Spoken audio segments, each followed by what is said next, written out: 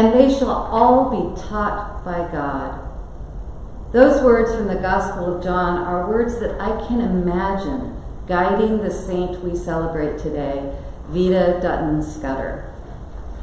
Scudder was born in 1861 and died in 1954. During her life, she saw the Civil War, the emancipation of slaves, and then the gradual increase of segregation. She founded the Dennison House in Boston, which was a college settlement for wealthy, college-educated women to provide social services to poor immigrant neighbors. Her understanding of her Christian duty led her to founding the Episcopal Church Socialist League and her commitment to pacifism. She wrote 16 books on religious and political subjects and spent her life developing her spirituality and her understanding of how she should respond to the world as an ethical Christian. The summary of her life in Lesser Feasts and Fasts is one we could all hope to live into. Vida Dutton Scudder exemplifies the marriage of contemplation and action within an engaged Christian spirituality. As I studied the life and work of Scudder this past week, I found myself challenged to question how much of my life had been taught by God. What do I hold on to, not out of wisdom, but out of fear of stepping beyond what is comfortable and easy for me? How can I better challenge my assumptions and live a wiser and more ethical Christian life? Scudder gives a wonderful example by her consistent questioning of the work of the church. Because the church is an institution.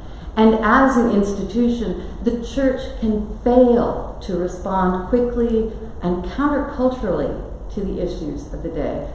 The church can easily exemplify the temptation of falling into complacency and failing to take the risk to call for real change. The church recognizes the sin of racism and the sin of inequity of resources in the world today, and yet, as Scudder states, the smooth voices of the world proclaim the status quo so pleasant and insinuate so plausibly that questions of this sort are irrelevant to religion. The status quo for many of us is so pleasant if we put on blinders and fail to see the impact of the status quo on others. And it is difficult for an institution to respond to inequity because of those smooth voices calling for careful deliberation and caution. How can we, as individuals, help the institutional church to fully represent the Christian ethic? And what is our role? What is our role to speak out in a world that is plagued by pandemics, viral and social, where violence seems to be the only way to make some people hear the pain of the world?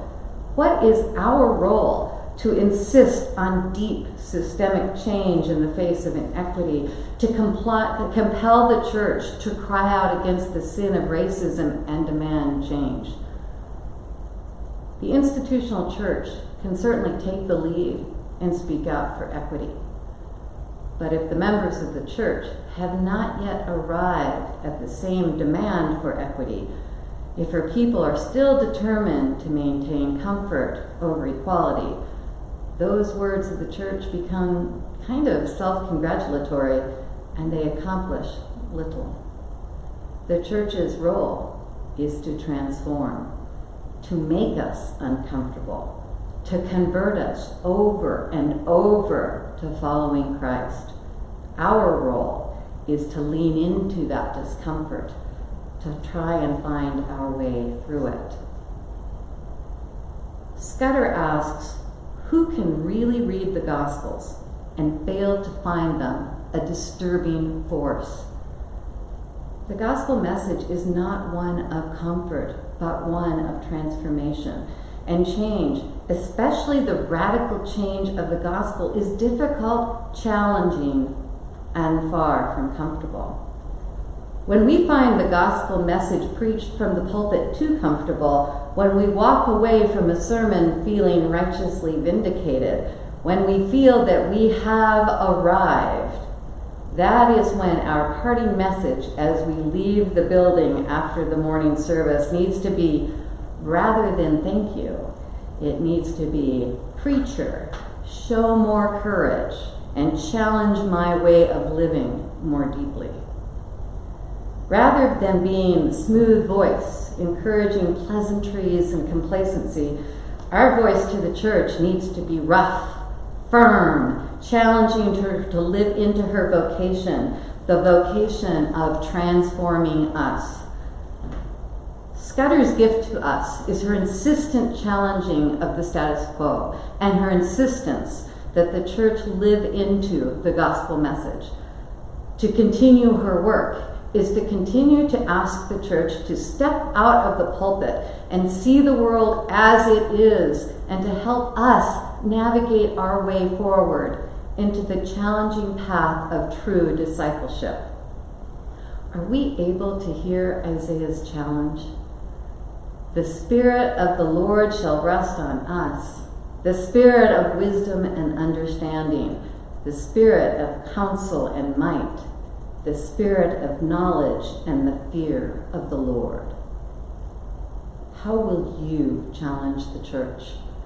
How will you live a life of contemplation and action guided by Christ's message? How will you step into discomfort and risk transformation?